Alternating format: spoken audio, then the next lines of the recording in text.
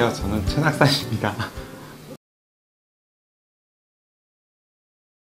네, MD는 쉽게 말하면 소비자들을 대신해서 상품을 골라주는 사람이라고 말할 수 있습니다. 세상에 상품들이 굉장히 많잖아요. 그래서 소비자들은 실제로 어떤 상품이 나오고 어떤 상품을 어떤 가격으로 구매해야 되는지 잘 알 수가 없어요. 그래서 좋은 상품을 골라서 이제 소비자들이 좋은 쇼핑을 할 수 있도록 도와주는 사람이 이제 MD라고 말할 수 있는 거죠.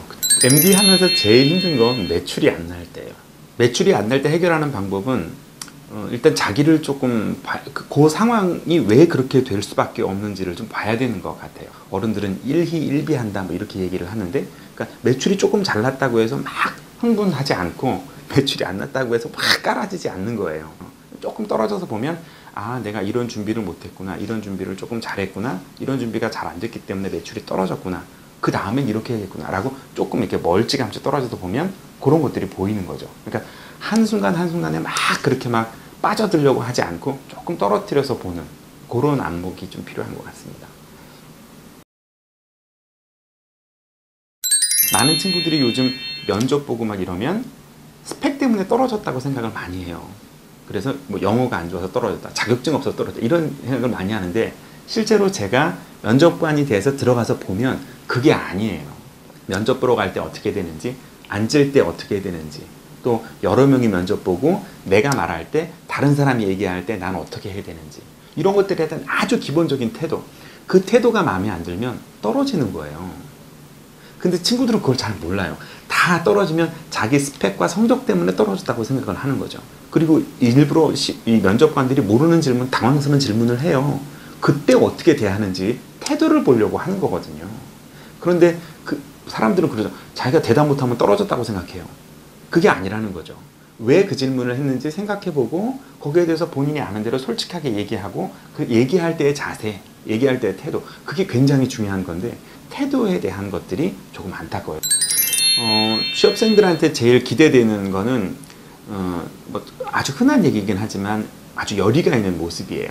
열의가 있다는 건 그만큼 애정을 갖고 있다는 거고 정확한 목표의식이 있다는 거예요. 목표의식이 부정확하면 초점이 흐려지는 거죠. 그 초점이 흐려졌다는 얘기는 방향성이 없다는 얘기이기 때문에 어떤 특정한 방향을 가기 위해선 선택과 집중이라는 걸 해야 돼요. 그 얘기는 뭔가를 가지기 위해서 뭔가를 버려야 된다는 거죠. 목표가 부정확하면 뭘 버려야 될지 정하지 못해요. 그러니까 양손에 다 붙잡고 있는 거예요. 그러면서 시간만 가고 나이만 먹죠. 그러니까 면접을 가보면 목표의식이 정확한 친구, 그리고 왜 우리 회사에 오려고 하는지, 우리 회사에 와서 뭘 하려고 하는지, 우리 회사에 오기 위해서 구체적으로 어떤 일을 했는지를 물어보게 된다는 거죠. 근데 정말 열정이 있고 목표가 있는 친구는 이런 목표의식을 정확하게 꿰어서 얘기를 하는데, 그렇지 못한 친구들이 있으면 안타깝죠. 자기소개서를 쓸 때 보통 요즘 친구들은 컴퓨터 자판을 놓고 자기소개서를 보면서 그냥 치기 시작을 해요. 자판으로부터 그대로 치기 시작을 하는데, 그러면 제대로 된 글을 쓰기가 어렵습니다. 글이라는 건 원래 길게 쓴 다음에 줄여야 돼요.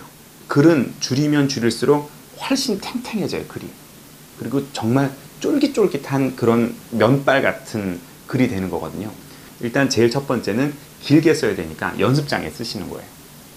연습장에 본인이 쓰고 싶은 얘기를 쭉 써서 그거를 줄이고 계속 줄이는 연습을 해서 짧게 만든 다음에 그거를 컴퓨터에 옮겨 쓰는 거죠. 자기소개서 쓸 때 대부분 친구들이 범하는 실수가 뭐냐면 자기가 하고 싶은 얘기를 하는 거예요.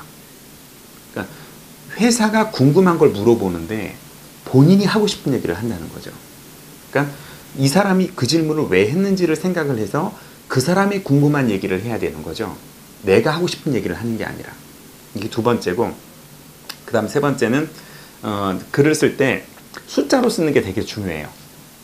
보통 이제 자기소개서 이런 거 쓰게 되면 저는 뭐 반에서 공부를 굉장히 잘했었고, 저는 뭐 이러이러한 일들을 할 때 좋은 성적을 냈었고, 이렇게 애매하게 하지 말고, 이게 회사에 있는 사람들은 어쨌든 숫자에 굉장히 익숙해져 있는 사람들이기 때문에 숫자로 쓰는 게 굉장히 중요합니다. 그래서 성적이 어디서부터 어떻게 올라갔다, 몇 점이었다가 몇 점이었다, 숫자로 하면 훨씬 더 자기소개서가 이렇게 눈에 한눈에 딱 들어오게 쓸 수 있을 것 같아요.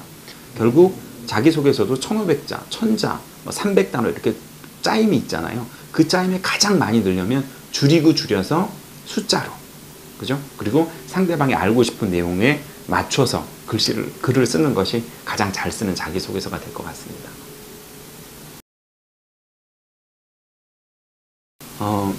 인생 살면 목표를 이제 이루려고 할 때 되게 큰 성공을 생각하는 경우가 많이 있습니다. 큰 성공을 가기 위해서 꼭 필요한 게 뭐냐면 작은 성공들이에요. 제가 살아보니까. 예를 들면 헬스클럽 가기로 했다. 그럼 가는 거고, 그죠? 책 읽기로 했다. 책 읽는 거죠.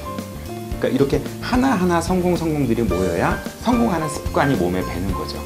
그러니까 이게 굉장히 무서운 말인데 습관처럼 성공한다는 말인 거예요. 작은 성공들이 모여서 성공하는 거니까 뭔가를 준비하실 때, 그리고 뭐 지금 막 뭔가를 배우고 뭔가를 목표를 향해 나가실 때 큰 성공만 바라보지 마시고 주변에 있는 작은 성공들을 만들어서 습관적으로 성공이 몸에 배시면 나중에 여러분이 원하는 모든 것들을 반드시 성공하실 수 있을 거예요. 포기하지 마시고 작은 성공을 꼭 이뤘으면 좋겠습니다.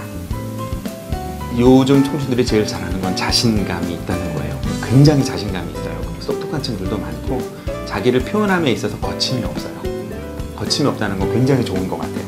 굉장히 자기 표현에 솔직하고, 그리고 아주 자신감이 있어요. 요즘 친구들을 보면 아주 당당하고 아주 자신감 있고, 그게 너무너무 보기 좋아요.